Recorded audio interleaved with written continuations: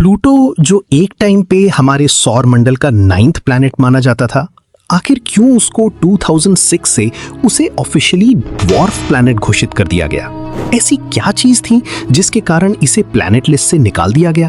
और आज हम इसकी पूरी कहानी जानेंगे कि आखिर प्लूटो है क्या चीज और क्यों प्लूटो इतना खास है और क्या वहां पे जिंदगी हो सकती है। तो चलो शुरू करते हैं एकदम बेसिक से।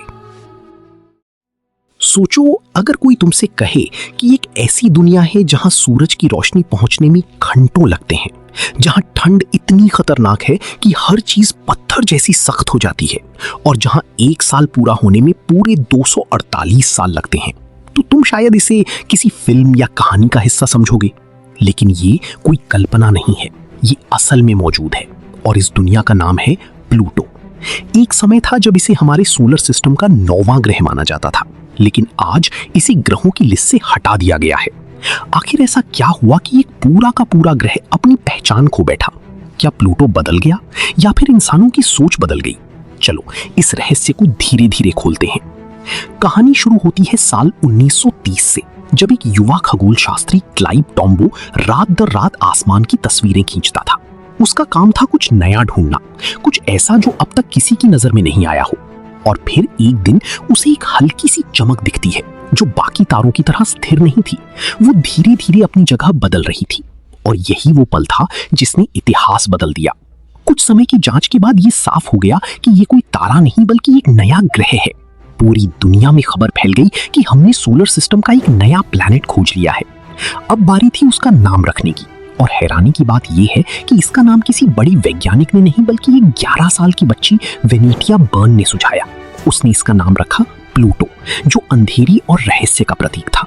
और सच में ये नाम इस दुनिया पर बिल्कुल फिट बैठता था, क्योंकि ये बाकी प्लैनेट से बहुत दूर था, ठंडा था और अंधकार से भरा हुआ था। इसके बाद 76 साल तक प्लूटो को हमारे सोलर सिस्टम का 9th प्लैनेट माना जाता रहा। लेकिन फिर आया 2006, जब एक फैसले ने पूरी दुनिया हिला दी।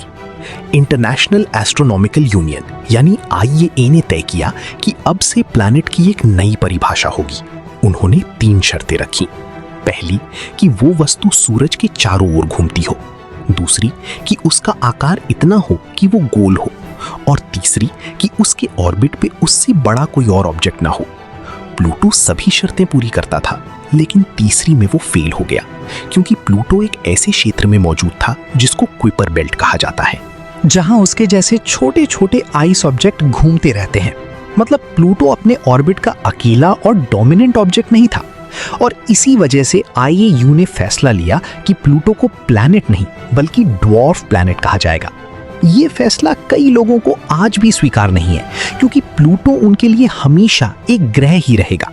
लेकिन विज्ञान नियमों के आधार पर चलता है, और फिलहाल प्लूटो की ऑफिशियल पहचान एक ड्वार्फ प्लैनेट की ही है। अब अगर हम प्लूटो को ध्यान से देखें तो ये हमारे चांद से भी छोटा है, फिर भी इसके पास एक पतला सा एटमॉस्फेयर है जो समय के साथ बदलता रहता है। इसकी सरफेस पे बहुत सारे बर्फीले पहाड़ हैं, वहां नाइट्रोजन की ग्लेशियर्स बहते हैं, और सबसे हैरान करने वाली बात यह है कि इसके सतह पर एक दिल के आकार का क्षेत्र मौजूद है, जिसे देख के साइंटिस्ट भी हैरान थे। एक दुनिया जिसके पास अपना खुद का दिल भी है। लेकिन कहानी यहीं खत्म नहीं होती। सबसे बड़ा सवाल अभी भी बाकी है कि क्या वहां लाइफ एग्जिस्ट करती है? सरफेस पर तो ये लगभग नामुमकिन है, क्योंकि वहां का तापमान -230 डिग्री सेल्सियस तक गिर जाता है और वहां का वातावरण बेहद कठोर है। लेकिन नासा के रिपोर्ट्स के अनुसार प्लूटो की सतह के नीचे एक लिक्विड ओशन हो सकता है, और ये सब बात ही प्लूटो को और भी रहस्यमय और दिलचस्प बना देती है। साल 2006 में ही नासा ने न्यू होराइजन्स मिशन लॉन्च किया, जिसने करीब 9 साल तक अंतरिक्ष में यात्रा की और प्लूटो के पास 2015 में पहुंचा। वहां से भेजी हुई तस्वीरों ने पूरी दुनिया को चौंका दिया। प्लूटो कोई जमी हुई चट्टान नहीं था, बल्कि अपने आप में ही पूरा का पूरा एक एक्टिव वर्ल्ड था, जहां बदलाव अभी भी हो रहे थे। तो अब सवाल ये है कि क्या हमने प्लूटो को सही समझा है, या अभी भी हम काफी चीजों से अनजान हैं? और अगर फ्यूचर में प्लैनेट की परिभाषा बदलती है, तो क्या प्लूटो फिर से हमारे सोलर सिस्टम का पार्ट बन सकता है? इसका जवाब अभी किसी के पास नहीं है। इस वीडियो को बनाने में और पूरी कहानी एक्सप्लेन करने में हमें काफी मेहनत लगी है। अगर आपके पास हाइप करने का ऑप्शन आ रहा है तो इस वीडियो को जितना हो सके हाइप कर दो और वीडियो को लाइक कर दो। मैं आपसे मिलूंगा किसी और रोमांचक कहानी में।